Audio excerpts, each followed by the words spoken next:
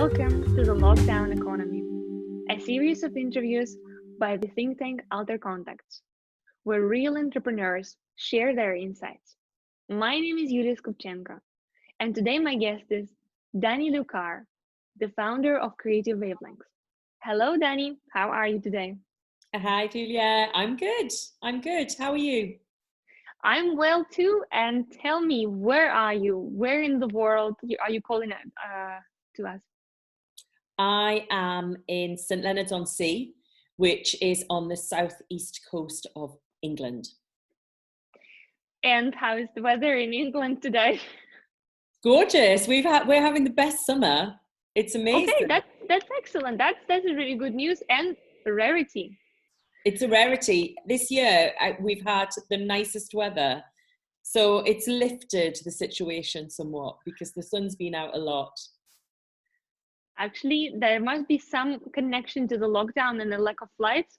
We're not going to explore that in this interview, but we will explore what is your business, what's Creative Wavelengths, and how did it survive the lockdown. But let's start from the simple. What is that you do? Okay, so I am a coach and a consultant, and my specialisms are in creativity, leadership, and communications.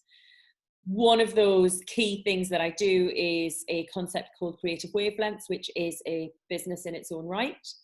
And then I have my consultancy, which umbrellas a lot of shorter courses, usually in the room, but at the moment, not in the room, but I'm sure we'll get to that as well.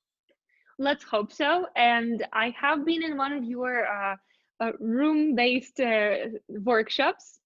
It was quite groundbreaking for the team that was in that room.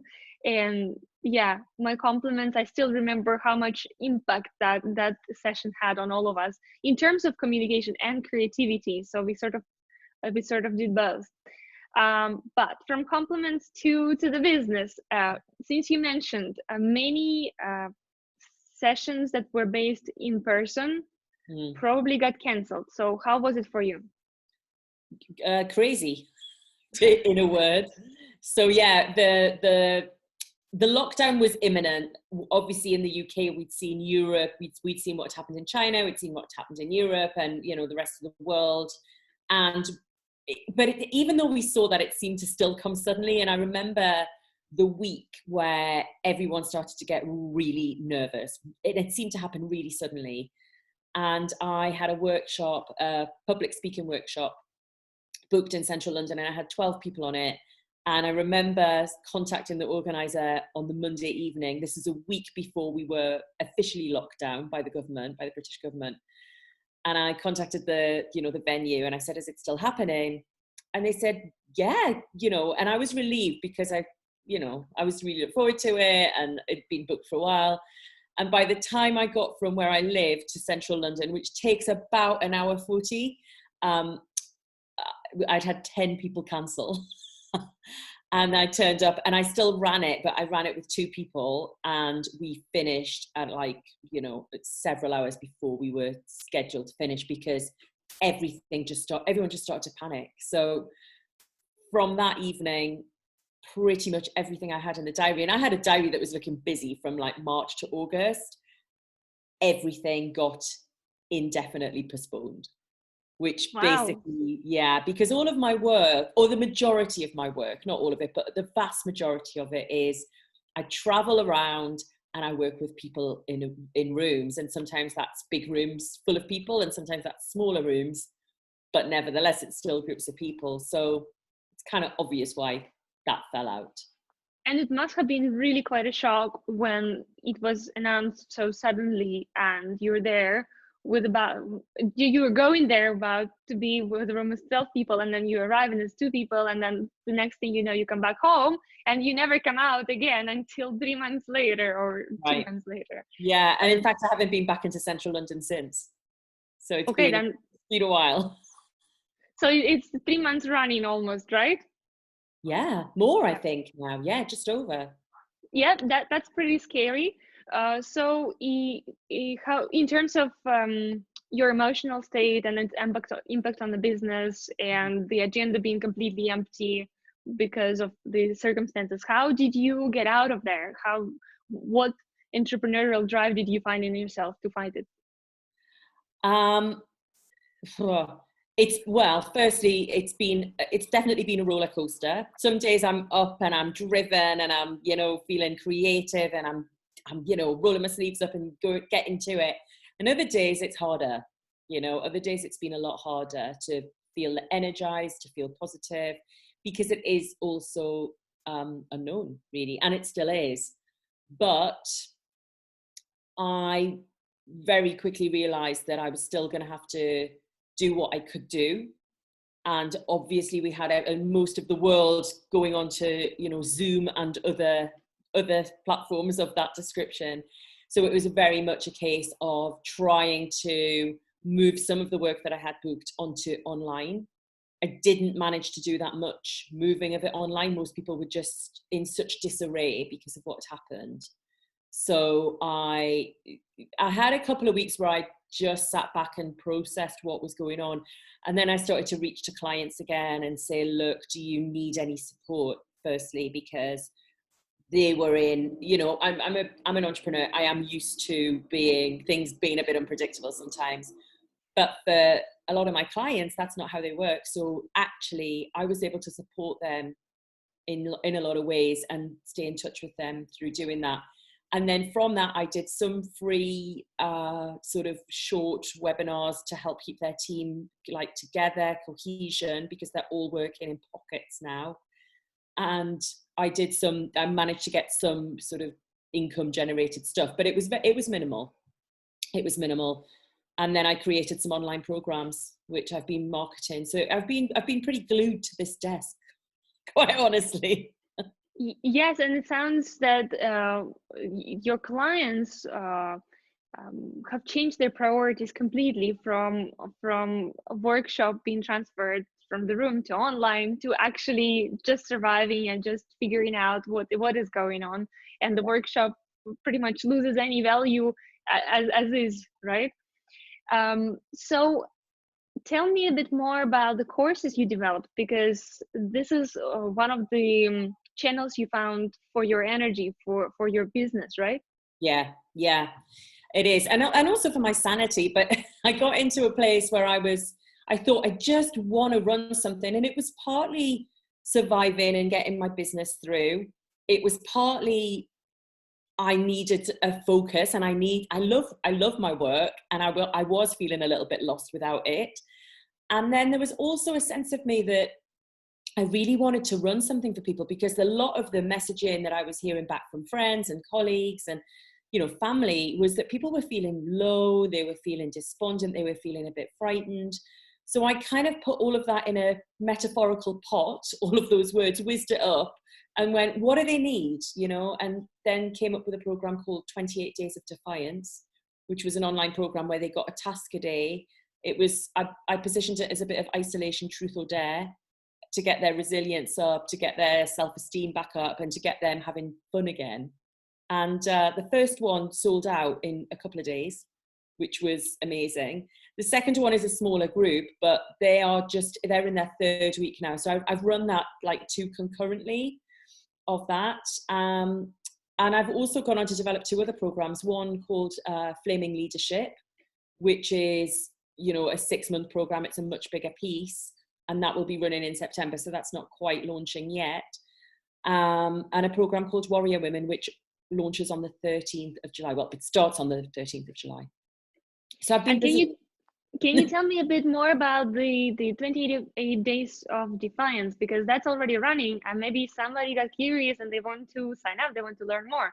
Can you give me an example of one thing one truth or dare that you give to your students on the course? Yeah, I'm trying to think which one to choose, because obviously there's 28 of them, and I don't want to give too much away. Which one shall I choose? Okay, yes, I'll give you this one. So there is a day somewhere in the middle. So I go through the alphabet, so each day is A, B, C, etc. And when we get to the letter L, they have a day which is all about love and laughter, and they have a rebel buddy, which basically they're buddied up with somebody. The names are picked out of a hat. they're buddied up with someone and they're accountable to each other. I'm obviously there as well, but they are also sort of there driving each other through. And what they have to do is they have to list, and I give them categories via a video, and they get worksheets every day, but they have to list all the things that they love about, you know, their life, themselves, their friends, and you know, other things will come up that they don't love, but they're not allowed to look at that. They have to look at what they love. And then they have to think about what makes them laugh. And then they have to commit to indulging in that love and laughter that day in a way that they want to do that. And they also have to commit to sharing it in the group. And a lot of the dares are very much about them sharing it in the online group, but also sharing it across their social media. So they have to go public with it, and that's the dare. And sometimes, you know, I get them to do quite crazy things, and sometimes it's a little bit more, you know, kind of thought through, and other times it's just daft. So it's very mixed. But it's a great distractor. I hear a lot of things that could make anyone happy just thinking about them, just imagining, you know, oh, I love ice cream, I love walking in the park, you know, things like that. So Yeah. it's a wonderful program. I hope that it is really helping people. And since it's sold out, I'm sure it is. Yeah. And tell me a bit more about the Warrior Women. So Warrior what is Women. that? So Warrior Women is an 8-week program. And it's a module a week. And again, we're working in a small group, and that started to sell quite quickly as well, which is amazing. And what that is, it's looking at the untold or the lesser known stories of iconic women. So that might be women from the past, it might be women in the current day and age, and it's from all over the world. You're looking at several case studies a week at who are these women, what did they do, why are they so amazing, what skills did they, you know, utilize to do what they did, and then the implementation bit of it, because my work is always like a bit of theory and then do, right? Otherwise we don't really benefit. So they study all of that stuff, and then I pull in my assertiveness and leadership work, and I give them tools and techniques and strategies where they then have to take what these women did and find ways that they can implement that into their own world. So it's a female-led leadership program, as in we're using women as the narrative, and obviously I'm a woman, but you don't have to be female to do it.